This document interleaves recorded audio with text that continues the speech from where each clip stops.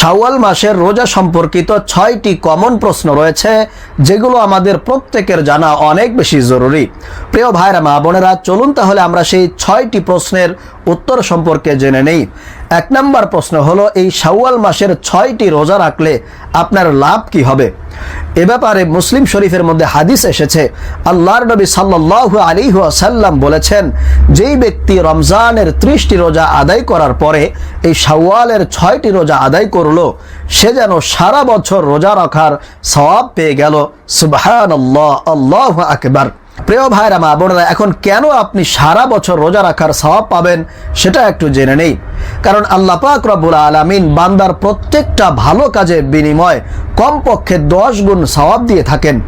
আপনি যেহেতু রমজানে 30টি রোজা আদায় করেছেন, এখন যদি আপনি শাওয়ালের এই 6টি রোজা আদায় করেন, তাহলে 30-এর সাথে 6কে যোগ দিলে 36 হয়। আর আল্লাহ পাক রব্বুল আলামিন যেহেতু প্রত্যেকটা ভালো কাজের বিনিময় 10 গুণ দিয়ে থাকেন, মান জাআ বিল হাসানাতি ফালাহু আশরু আমসালিহা, আল্লাহ পাক রব্বুল আলামিন প্রত্যেকটা ভালো কাজের বিনিময় হিসেবে, সওয়াব হিসেবে কমপক্ষে 10 গুণ দেন। অতএব আপনি যদি 36কে 10 দিয়ে গুণ দেন, তাহলে কিন্তু 360 হয়ে যায়। অর্থাৎ সারা বছর আপনি রোজা রাখার সওয়াব পেয়ে যাচ্ছেন। সুবহানাল্লাহ, আল্লাহু আকবার। এজন্য আমি আপনাদেরকে বলবো, বিশেষ করে আমার মহিলা মা বোনেরা, অবশ্যই আপনারা এই রমজানের পরে শাওয়াল মাসের এই 6টি রোজা অবশ্যই রাখার চেষ্টা করবেন। এবং সেই সাথে আমাদের রমজানের রোজা কবুল হয়েছে কিনা তারও একটা প্রমাণ কিন্তু পাওয়া যায় এই শাওয়ালের 6টি রোজা রাখার মাধ্যমে। কারণ ভালো কাজের সুযোগ বারবার পাওয়াটা এটা পূর্বের আমল কবুল হওয়ার আলামত। সুবহানাল্লাহ। এজন্য অবশ্যই আপনারা কমপক্ষে এই শাওয়ালের 6টি রোজা রাখার চেষ্টা করবেন। আবার অনেকেই কিন্তু এই 6টি রোজাকে রমজানের সাক্ষী রোজা হিসেবেও বলে থাকে। প্রিয় মা বোনেরা, 2 নম্বর প্রশ্ন হলো, এই শাওয়ালের 6টি রোজা আমাদেরকে কি ধারাবাহিকভাবে একের পর এক লাগাতার রাখতে হবে, নাকি ভেঙ্গে ভেঙ্গেও আমরা রাখতে পারবো? অবশ্যই আপনি ভেঙ্গে ভেঙ্গে রাখতে পারবেন। আপনার সময় অনুযায়ী, সুযোগ অনুযায়ী আপনি আজকে একটা রাখলেন, তারপরে একদিন ফাঁকা রেখে পরের দিন আরেকটা রাখলেন, এরকম আপনি ভেঙ্গে ভেঙ্গে রাখতে পারবেন।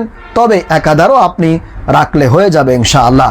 3 নম্বর প্রশ্ন হলো, আমাদেরকে এই শাওয়ালের রোজাগুলো রাখার জন্য নিয়তটা কখন করতে হবে? প্রিয় মা বোনেরা, অবশ্যই এটা যেহেতু নফল রোজা, অতএব আপনাকে আগের দিন রাতেই কিন্তু এই রোজার নিয়তটা করে রাখতে হবে। আপনি যদি সকালবেলায় 10টা-11টার দিকে ঘুম থেকে উঠে এরপরে নিয়ত করেন যে আমি আজকে শাওয়ালের রোজাটা রাখলাম, তাহলে কিন্তু হবে না। অবশ্যই আপনাকে আগের দিন রাতে নিয়ত করতে হবে যে আমি আগামীকালকে শাওয়ালের একটি রোজা রাখবো, তাহলেই হয়ে যাবে ইনশাআল্লাহ।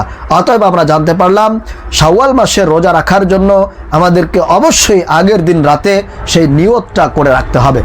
প্রিয় মা ও বোনেরা, 4 নম্বর প্রশ্ন হলো, রমজানের রোজা যাদের কাজা হয়ে গিয়েছে, অনেক মহিলা মা বোনেরা আছে যাদের ভাঙতি রোজা থাকে, কারণ মেয়েদের কিছু সমস্যা আছে যার কারণে তারা ধারাবাহিকভাবে রোজা রাখতে পারে না, কিছু তাদের গ্যাপ পড়ে যায়। সেক্ষেত্রে অবশ্যই আপনাদেরকে আগে রমজানের কাজা রোজা রাখতে হবে, এরপরে আপনাকে শাওয়ালের রোজা রাখতে হবে। কারণ হাদিসের মধ্যে এসেছে আগে রমজানের রোজা পুরা করতে হবে, এরপরে শাওয়ালের রোজা আদায় করতে হবে। তাহলে আশা করি আপনারা বুঝতে পেরেছেন যে রমজানের রোজাটা আদায় করে এরপরে আপনাকে শাওয়াল মাসের এই 6টি রোজা পালন করতে হবে। প্রিয় মহিলা মা বোনেরা, 5 নম্বর প্রশ্ন হলো, আপনি যদি শাওয়াল মাসের এই 6টি রোজা এখন যদি না রাখতে পারেন, অর্থাৎ শাওয়াল মাসে যদি না রাখতে পারেন, তাহলে পরবর্তী অন্য কোনো মাসে সেটা রাখলে আদায় হবে কিনা? প্রিয় মহিলা মা বোনেরা, এটা কখনোই আপনার আদায় হবে না। কারণ এই শাওয়াল মাসের রোজাগুলো আপনাকে এই মাসেই রাখতে হবে। আপনি যদি পরবর্তী কোনো মাসে রাখেন, তাহলে কিন্তু সেটা আপনার শাওয়ালের রোজা আদায় হবে না, অন্য কোনো নফল রোজা হিসেবে আদায় হবে। সুতরাং আপনি যদি সারা বছর রোজার সওয়াব পেতে চান, তাহলে অবশ্যই কিন্তু আপনাকে এই শাওয়াল মাসের রোজাগুলো রাখতে হবে। সর্বশেষ প্রশ্ন হলো, শাওয়াল মাসের রোজা রাখার জন্য আমাদের কি কোনো তারাবির নামাজ পড়তে হবে কিনা? এর উত্তর হলো না, কোনো প্রকার তারাবি আপনাকে এই রোজা রাখার জন্য আদায় করতে হবে না। তারাবি শুধুমাত্র রমজানের জন্যই খাস। আশা করি প্রিয় মহিলা মা বোনেরা, এই শাওয়াল মাসে রোজা সম্পর্কিত এই 6টি প্রশ্নের উত্তর আপনারা যথাযথ পেয়েছেন। আল্লাহ পাক রব্বুল আলামিন আমাদের প্রত্যেকটা মা বোনদেরকে, প্রত্যেকটা ভাইদেরকে এই শাওয়ালের গুরুত্বপূর্ণ ফজিলতপূর্ণ 6টি রোজা আদায় করার তৌফিক দান করুন।